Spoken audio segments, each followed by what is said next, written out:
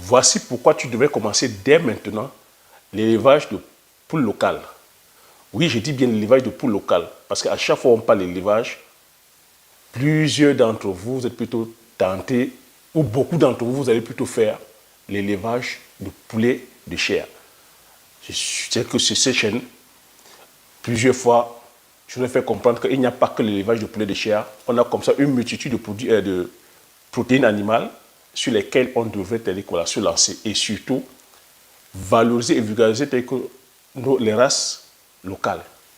Donc, je vais te dire pourquoi est-ce que tu devrais te lancer dès maintenant sur l'élevage de poules locales. Donc, reste sur le bout de la vidéo afin que je puisse partager avec toi ces billes-là. Afin que tu ne puisses pas aller, je vais dire, aller aussi remplir la liste des personnes atteintes d'AVC. Aller remplir la liste des personnes qui parlent seules, des personnes qui sont devenues aujourd'hui folles. La liste des personnes aujourd'hui hyper endettées. La liste des personnes qui se cachent parce qu'elles ne peuvent plus rembourser les dettes. Parce que c'est de ça qu'il s'agit. Donc, reste sur le bout de la vidéo afin de bénéficier de ces billes-là.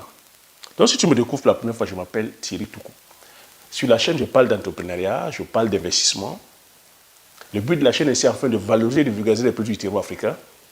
Si j'ai créé la chaîne, c'est afin de te partager mes astuces techniques business, te partager mon mindset, afin de t'aider dans tes réalisations, soit dans tes futures réalisations.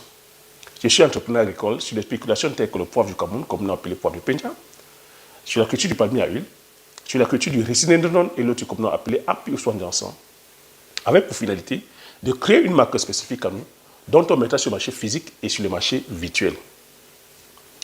Si c'est des thématiques qui te parlent, n'hésite pas à t'abonner en appuyant sur le petit bouton rouge, en validant la cloche, afin de ne pas manquer plusieurs vidéos que je diffuse sur la chaîne afin de t'aider. Si tu l'as aussi déjà fait, je te dis merci.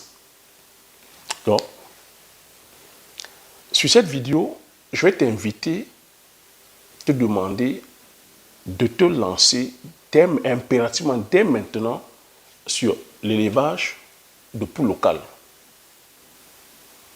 Pourquoi je te demande que c'est l'occasion idéale pour toi de te lancer sur le poulet la poule locale et que c'est un élevage aujourd'hui qui est très rentable comparativement aujourd'hui au poulet de chair, à l'élevage de poulet de chair. Tu sais que sur la chaîne, si tu découvres la chaîne pour la première fois, parcours la chaîne, j'ai déjà eu à faire des vidéos comme ça, élevage de poulet de chair versus élevage de poules pondeuses. Tu regardes. Élevage de poulet local versus élevage de poulet de chair. Parce qu'ici, il s'agit de quoi? Ce que je te fais comprendre, c'est ne te lance pas dans le business sans avoir étudié le business. Ne te lance pas ici, en l'occurrence, c'est l'élevage. Tu vas aller faire l'élevage de poulet de chair. As-tu pris connaissance de cet élevage? As-tu étudié le secteur de l'élevage? C'est ce que je vais te faire comprendre ici. L'avantage qu'il y a pour se lancer sur l'élevage de poules locales, c'est quoi? L'avantage, c'est que je sais que beaucoup d'entre nous, on part avec des capitales vraiment réduits.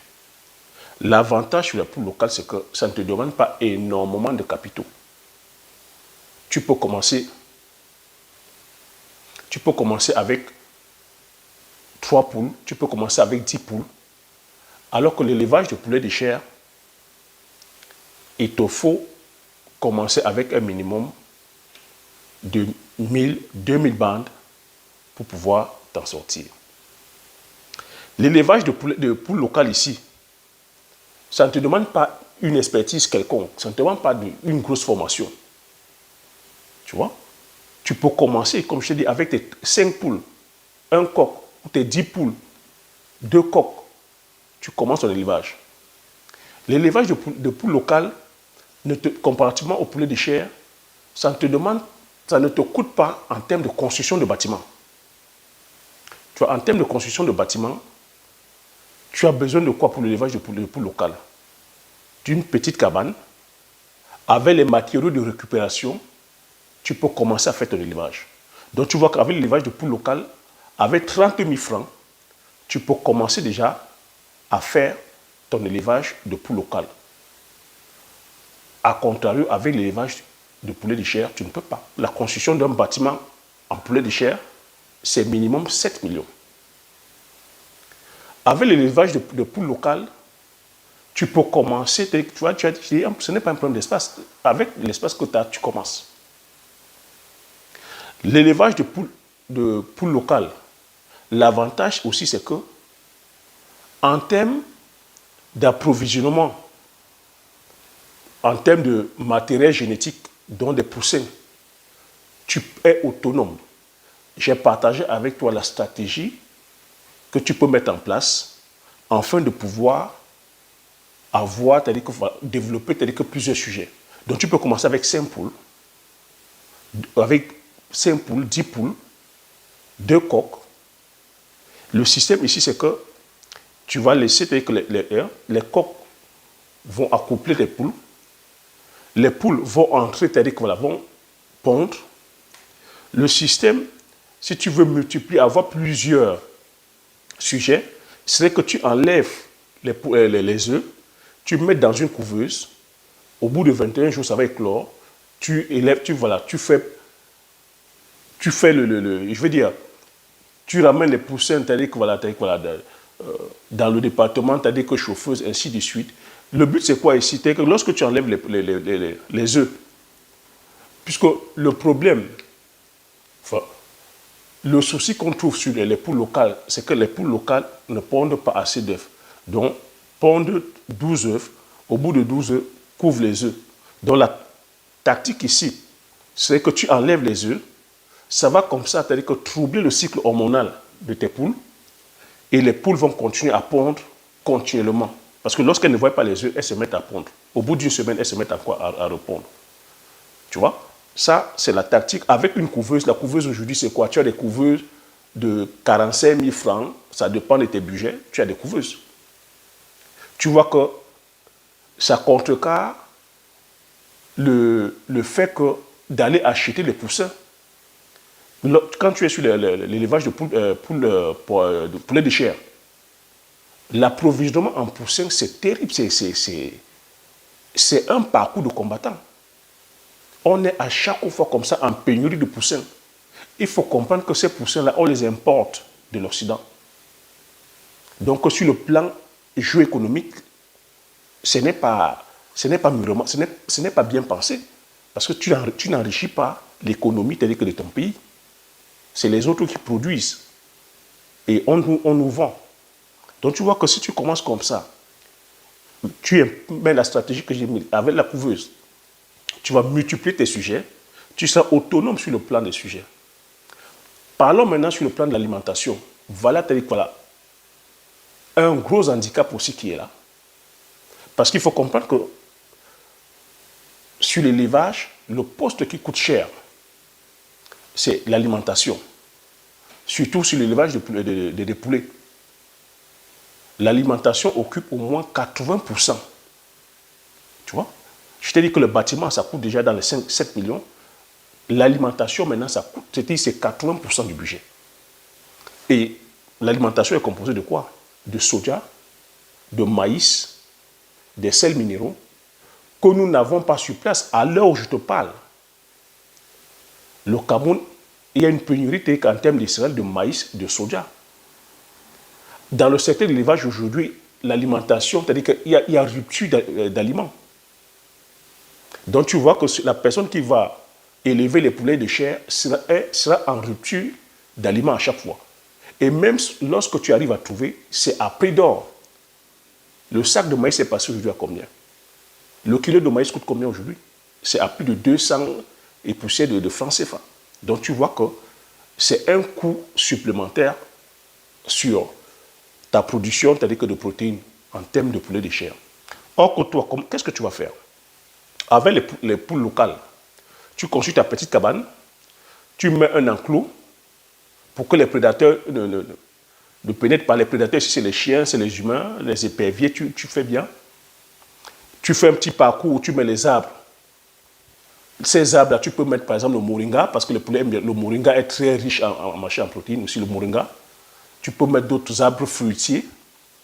Tu vas faire dans un coin compost, où tu vas aller composter, c'est-à-dire que tous les déjections, même des fois de ces poules-là, les déjections, tout ce qui est légumineuse, les matières, tu fais un coin compost en décomposant, c'est-à-dire que ça va attirer quoi? Ça va attirer les bactéries, ça va attirer les mouches qui vont venir faire des larves, ça va attirer des chenilles, ça va attirer les papillons, ça va attirer comme ça les micro-organismes. Comme tes poulets, c'est-à-dire que tes poules locales soient en plein air, tes poules locales iront picorer dans cette végétation-là et manger, c'est-à-dire que justement les asticots, les chenilles, les vers de terre, et ça, c'est des meilleures protéines. Ça va comme ça, c'est-à-dire que te fait économiser en termes d'aliments. Et tu sais, comme chez nous, les poules locales, elles sont tellement débrouillardes par rapport aux poulets de chair. Elles sont autonomes, elles se débrouillent d'elles-mêmes, elles mangent d'elles-mêmes, elles savent comment chercher, c'est-à-dire que le repas. Ça va comme ça te permettre de faire une économie sur le plan de la nutrition. Tu pourras accompagner cette fois-ci, si tu as un peu de maïs, tu accompagnes. Tu peux accompagner avec le manioc écrasé. Tu peux accompagner avec la patate écrasée. Tu peux accompagner avec l'igname écrasé. Tu peux accompagner avec le sorgho, le mil, tout ce que tu trouves à main. C'est des poules qui sont vivaces, coriaces, adaptées au terroir. L'avantage que tu as encore avec les poules locales, c'est que les poules locales sont adaptées au terroir. Il faut comprendre qu'on fait l'élevage, on fait l'agriculture selon l'environnement. Les poulets de chair sont adaptés au climat tempéré. Les Occidentaux ont fait leur poulet par rapport à leur climat. C'est des poulets qui ne supportent pas la chaleur. Tu vois qu'en Afrique, il fait des 40 degrés, il fait des 50 degrés, il fait des 60 degrés. Lorsque tu viens élever les poulets de chair à haute température, c'est des poulets qui souffrent. C'est des poulets qui meurent. Il y a énormément de pertes. C'est des poulets qui n'arrivent même pas à bien s'alimenter. Alors que lorsque tu es dans l'élevage de poules locales, les poules locales sont adaptées à l'environnement, puisque ça divague comme ça en plein air, ça supporte la chaleur, ça supporte l'humidité, ça supporte les pluies. Ces poules-là, on les voit des fois, c'est-à-dire que même se percher, c'est-à-dire que sur les arbres, elles sont coriaces, elles sont costaudes, elles savent se défendre, ça va même des fois attaquer les lézards, ça va des fois attaquer les serpents. Donc tu vois que sur ce coup-là, en termes, je vais dire, sur le plan phytosanitaire, tu ne vas pas trop dépenser. Parce que par rapport aux poulets de chair, il faut les assister. C'est des poulets qui sont fragiles parce que tu sais, on a modifié leurs gènes. C'est des poulets qui sont génétiquement modifiés.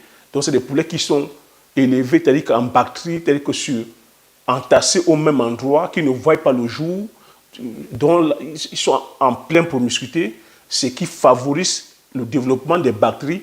C'est pour ça qu'on les injecte on les injecte des antibiotiques, on met des vitamines, on vient des fois aussi pomper les médicaments contre les virus, parce que tu sais, comme ils sont en promiscuité, ils ne sortent pas, comme ils défèquent sur place, ils pissent sur place, avec la montée d'ammoniac, ça les étouffe, ça les rend malades. Alors qu'avec les poules locales, tu n'as pas ces problèmes. Comme les poules locales sont en plein air, tu n'auras pas besoin de vaccins, tu n'auras pas besoin de vitamines, tu n'as pas besoin, tu vois, c'est encore des économies. Sur le plan maintenant de la commercialisation, il faut comprendre que les poules locales aujourd'hui sont tellement demandées. La demande est énorme. C'est qu'avec les poules locales, c'est ça qui passe dans nos différents mains, non? Tu veux faire un bon de lait, c'est ça. Tu veux faire un bon condé, tu veux faire une bonne sauce. Dans les traditions, même lorsqu'on fait des mariages, on demande d'apporter les poules du village. Un coq du village, une poule du village. La chair est ferme. C'est vrai, la poule du village, c'est-à-dire que voilà, il faut un suivi de 4 mois. Mais pourquoi ne pas prendre 4 mois et faire une bonne viande de qualité?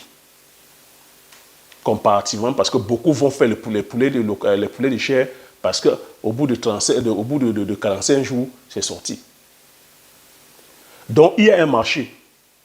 Comparativement au poulet de chair, je dis au poulet de chair, je continue à dire, depuis 2 ans, je vous dis, c'est un marché qui n'est pas organisé. l'élevage de poulet de chair, ou l'élevage aujourd'hui, en termes de poulet de chair, ce n'est pas structuré. Les gens se débrouillent comme ça. Il y a énormément d'arnaques. Tu vas aller faire un élevage de 5 000 bandes, de 5 000 poulets, 10 000 poulets, 20 000 poulets. À qui est-ce que tu vas les vendre? Ce n'est pas structuré.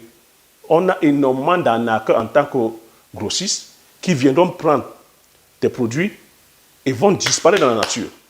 Vous avez des personnes qui sont comme ça, qui ont pignon sur rue. Ils vont vous dire, nous sommes des restaurateurs, nous avons comme ça des supérettes. Viens nous fournir. Tu vas venir fournir et ne vont pas, c'est-à-dire que te payer. Beaucoup de personnes aujourd'hui sont atteintes d'AVC. Beaucoup de personnes sont atteintes de folie. Beaucoup de personnes ont atteint des crises cardiaques. Beaucoup ont fermé aujourd'hui leur activité. Je ne fais que vous répéter ça chaque fois. C'est un secteur qui n'est pas structuré. C'est un secteur aujourd'hui où tu ne peux pas te projeter sur le long terme parce qu'à chaque fois, il y a une rupture de stock des différents intrants. Voilà pourquoi je dis que c'est le moment plus que jamais de te lancer dans l'élevage de poules locales. Parce qu'avec l'élevage de poules locales, si tu es organisé, si tu as une vision sur le long terme, tu peux commencer avec 10 poules et finir au bout de 5 ans avec plus de 5 000 poules. C'est de t'organiser, de commencer avec 10 poules, comme j'ai dit.